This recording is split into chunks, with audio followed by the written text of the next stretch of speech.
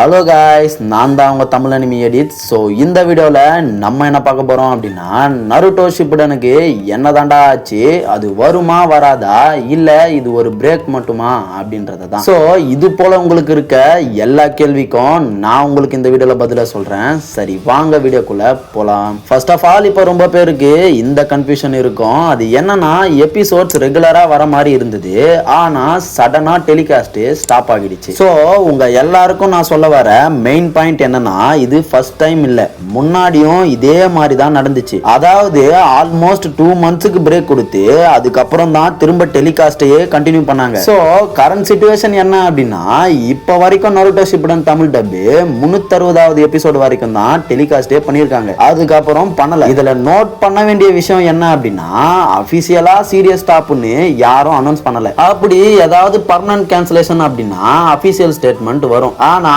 இப்ப வரைக்கும் அப்படி ஒண்ணும் வரல, சொல்லவும் இல்ல. சோ லாஜிக்கா பார்த்தா இது ஒரு டெம்பரரி பிரேக்கா மட்டும் தான் இருக்கும். ஏன் பிரேக் வேணும் அப்படின்னா, யூசுவலி டப்பிங் ப்ராசஸ் அப்படின்றது ஈஸி இல்ல. Like translation, voice recording, editing, quality checking, அப்படி இப்படின்னு இது எல்லாத்துக்குமே டைம் எடுக்கும். சரி ப்ரோ, நெக்ஸ்ட் எபிசோட்ஸ் எப்போதான் வரும் ப்ரோ அப்படின்னு கேட்டீங்கன்னா, அபிஷியலா எக்ஸாக்ட் டேட்டை சொல்லல, ஆனா ப்ரீவியஸ் பேட்டர்ன் படி பிரேக்குக்கு அப்புறம் கண்டிப்பா டெலிகாஸ்ட கண்டினியூ பண்ணுவாங்க. அதனால யாரும் பேனிக் ஆகாதீங்க.